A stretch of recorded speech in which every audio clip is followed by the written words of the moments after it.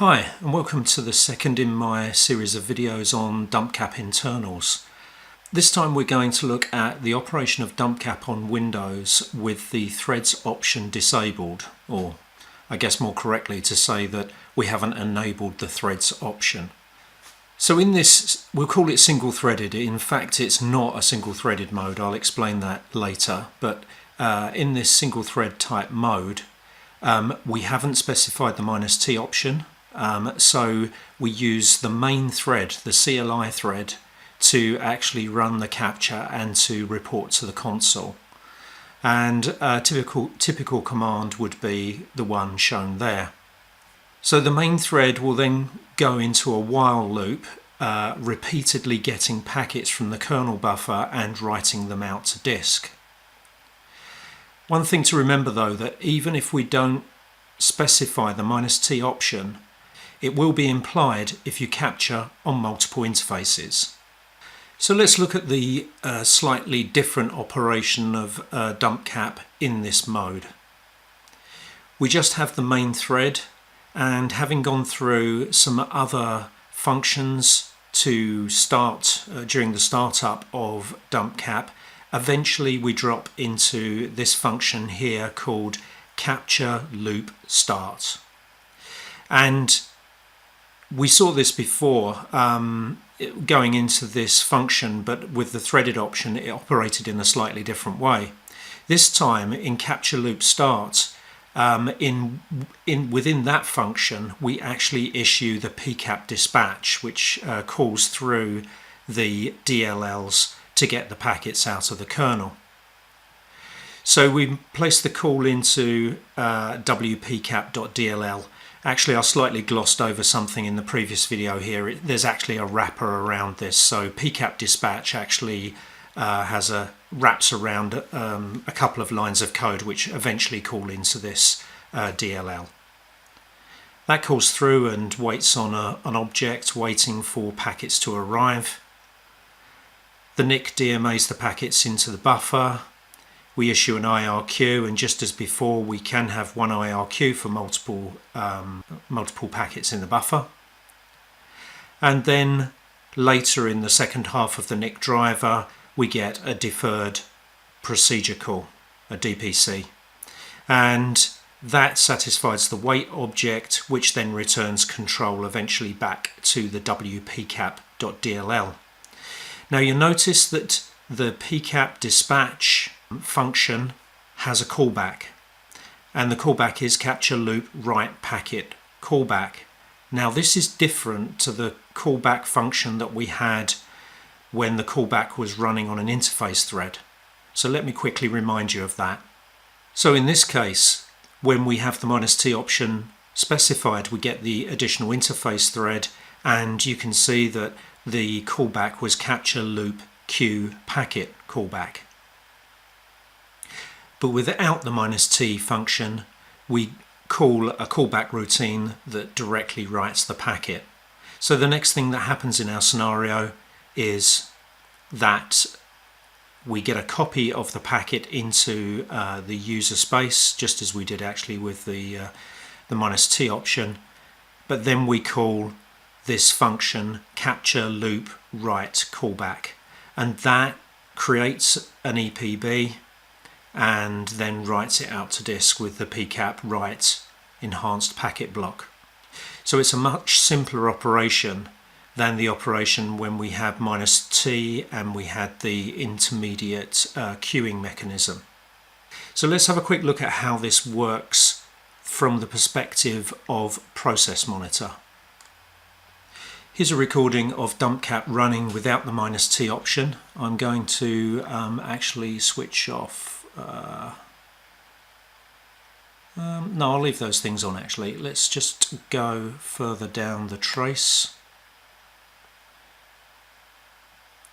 So let's look at what happens when we actually write to the file. So here you can see we're writing out to the pcap.ng file. And let's go into that one and look at the stack. Now the thing to note here is that, as before, we are on the wmain thread, which is what we expected.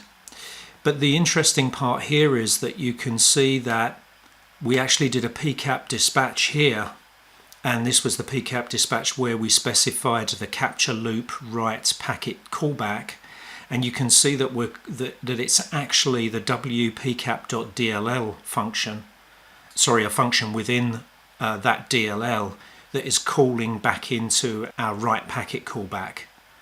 It's not being called directly from the dumpcap code as it was in the -t option. The other thing is that there isn't anywhere in this that show any other threads that are reading from the network interface or using the PCAP dispatch. So if we look through all the threads for this process, and we do have some others which I'll explain in a second, we go through these, we either have the main thread or we have these other threads that seem to be waiting on objects. Note there's no dumpcap code anywhere in this thread. So this is stuff that's actually started by Windows as part of starting the process, but not actually started explicitly by dumpcap. Here we have some more dumpcap code. This is quite interesting actually. This is writing out to the console, and actually it's doing an fprintf to standard ERR, standard error, and that may be a slight performance concern which I'd like to touch on later, but anyway, that's why that's there. Okay, so what's happening in these other threads which seem to be started? Well, I have to admit I'd glossed over this in the previous video, mainly because I couldn't explain it. But I realised later that we've got to have threads to handle things like Control-C. And in fact, when you issue a Control-C into dumpcap, we know it stops dumpcap. What we also want is that if we're going to Control-C, issue a Control-C to dumpcap, we want it to tidy up after itself. And so there is a function that does all of that. And just here, we are actually setting that function. Set console control handler for the Control-C, capture cleanup handler. And we can go to this function. So this in itself is a callback that's you're sending to the Windows subsystem to tell it to call this function when we get a Control-C. So if we go to that definition, here it is.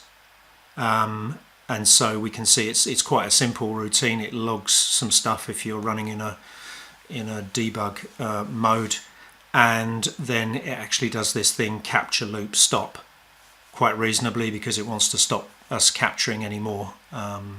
So that's why we have that thread, one of those threads. Other threads probably do similar types of thing. So they're asynchronous events associated with the Windows environment. So that's why we see more than one thread, even though we didn't specify the -t option.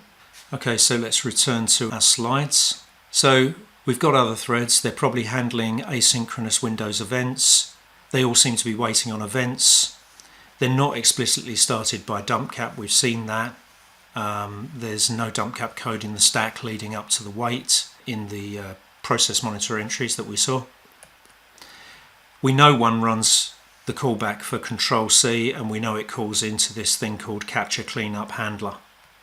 I don't think any of those additional threads are likely to impact capture for performance, which is one of the main considerations with producing this series of videos, because we're trying to look at things we can do to improve the performance of dumpcap.